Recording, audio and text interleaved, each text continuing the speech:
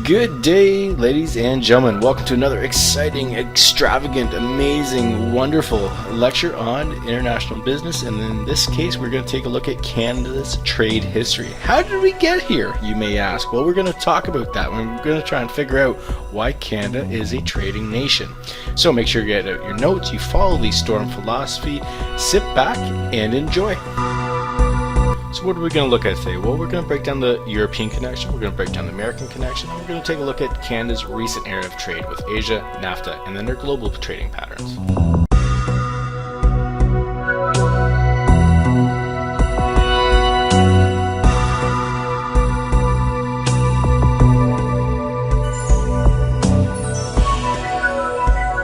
Alright, so let's talk early days. Let's go back in time and now. And let's talk about the beginning. In the beginning there was in the beginning there were Aboriginals here in Canada, right? Our nation is founded on the Native peoples, the First Nations people, the Aboriginals, and that's where our roots really come from. The European connection came much afterward, much later.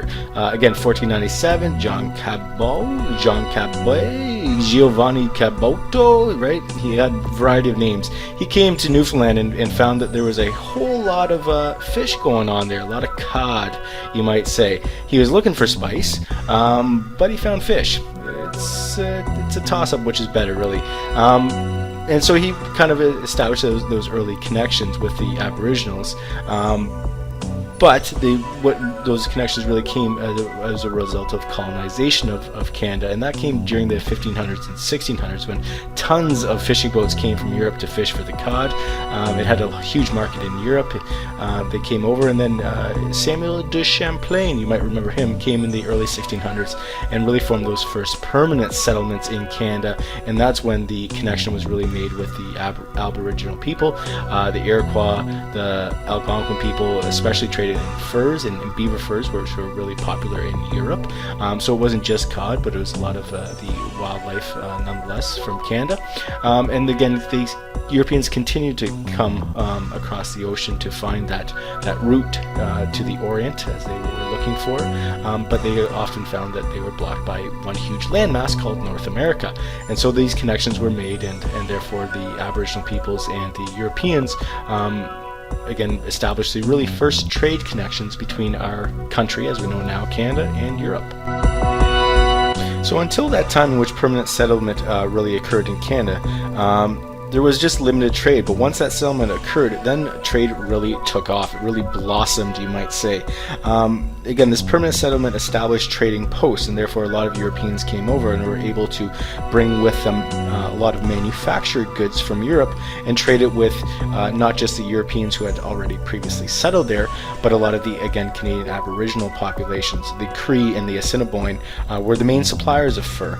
They had extensive distribution network and a hunting network out in Western Canada, and therefore they could generate surplus goods and trade those with the Europeans who were coming across.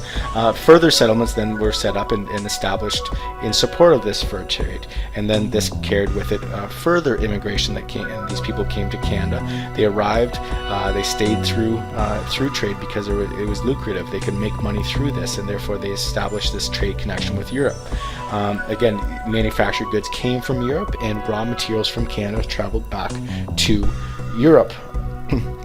The British and the French were the two main parties that were really competing for this trade. The French established those early trade connections with fur, but then the British came in and really demanded more of the raw materials that Canada had and set up again what we know now as the Hudson Bay Company. Again, through beaver pelts, fish, lumber, all of this was sent back to Europe. And both parties continued to operate here in Canada until the English eventually did defeat France, and that really established that historical connection we know now with Britain, which remains strong and is again currently one of Canada's top 5 trading partners. So as you can see, Canada's landscape really benefited early trade. The idea that Canada had many routes inland where trade posts could be established along the shores really benefited trade with Europe. Right? Traders could settle near water through Hudson Bay and then the St. Lawrence River, and then ships could easily travel in trade with the settlements already established, and then travel back to Europe. And if you take a look at this, this is one of the main reasons why we see cities still in the areas in which these early trading posts were established. So just like Canada was being explored by the French and the English, so too was the United States, only their connection with Europe was through Britain and the Dutch, Netherlands. The Dutch, again, had some great global trade connections already established through their West India Company. Again, this were formed by wealthy Dutch investors. They tried to take advantage of various trade opportunities in the Caribbean, as well as in the Americas. If you go back in time, New York was once called New Amsterdam because of this connection. In 1720, however, trade looked quite different than it did in Canada. A lot of this has to do with the self-reliance that the U.S. developed. After 1776, it became independent from Britain, and this self-reliance really took off. Many inventions were created in the United States, and really the root of industrialization really took hold in the United States as well, and they really established a number of different inventions that promoted this manufacturing and self-reliance. The cotton gin and the steam engine really helped with this. The cotton gin was able to process goods like cotton, and therefore manufacture goods that could be shipped overseas. In Canada, we didn't have those kinds of inventions being developed, and therefore we really relied on the raw materials. The U.S. really began to rely on processed goods, again using the steam engine and cotton gin. The other part to this was that the U.S. really created many trading partners. They weren't so connected to Britain, especially after the independence, and they weren't so connected to the Netherlands, to the Dutch. They really tried to establish many trade connections with many different countries, mainly Dutch, Britain, Spain, and even French to a certain degree, and therefore they were able to diversify their economy much more than Canada was, and therefore promote their own goods in a lot more beneficial ways. So because Canada really still relied on Britain, and Britain had very little interest in developing manufacturing facilities here in Canada, whereas the United States was able to really develop this, allowed America to really take over Canada in terms of their economy, and we still see the evidence of that today. They've really been able to grow in terms of the economy much quicker, and they've become a world superpower in terms of their economy. Many Canadian companies, however, saw this opportunity and really established those trade connections south with the States. Even after the War of 1812, we still had those connections and developed those connections even that we see today. So after Canada was really able to establish itself as its independent nation in 1867, trade continued to blossom in Canada, mainly through Britain and the United States.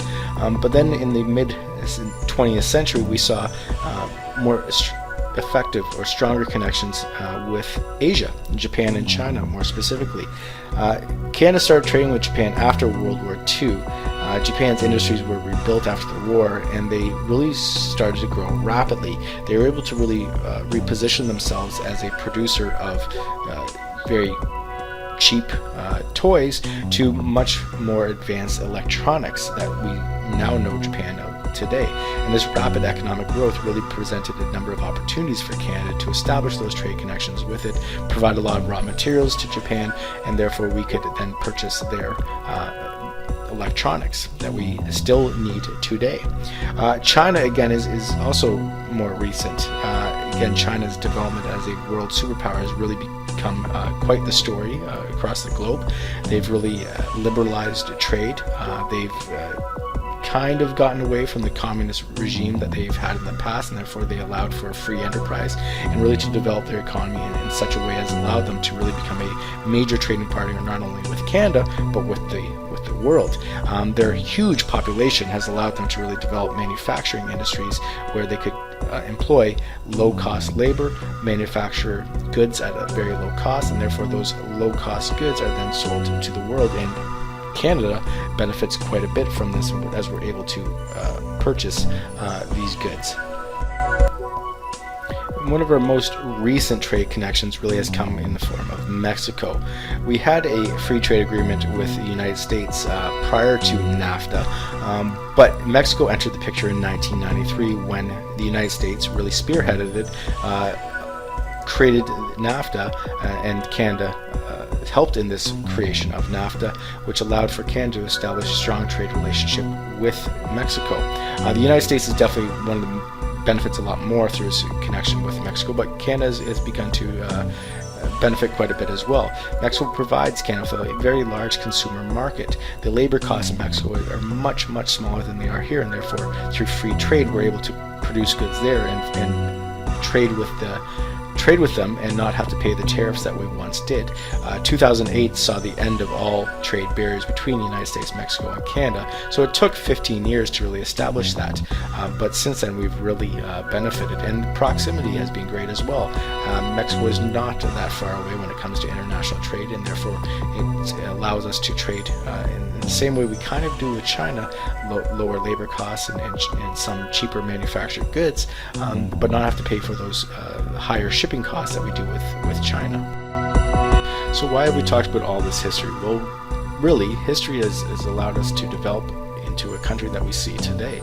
Our global trade connections through Britain and France and the United States, and then China, Japan, and Mexico more recently, has really positioned ourselves as a global trading partner. We now trade with 150 plus nations around the world. We have 9 free trade agreements in place, and many more still to come. We are a member of each of the major trade organizations, which we'll get into a lot more detail later on. And we really are starting to trade with emerging markets in an effective way, and we're starting to see our goods flow around the world, and we see the benefits here back at home. We've become an export nation. We have a lot of raw materials, and we know that, and we use that to our advantage. We may never be the industrial nation that the United States has become, but that's okay. We still are a very strong trading nation. That brings us to the end of our lecture, and I'm going to leave you with this very simple question. Why is Canada a trading nation? What has made it such a strong trading nation with the rest of the world? Think about everything we've talked about, all those historical factors, right, that have played a role in Canada's trade. So consider this, make sure your notes are in order, and that's it, that's all, that's everything. We'll see you tomorrow.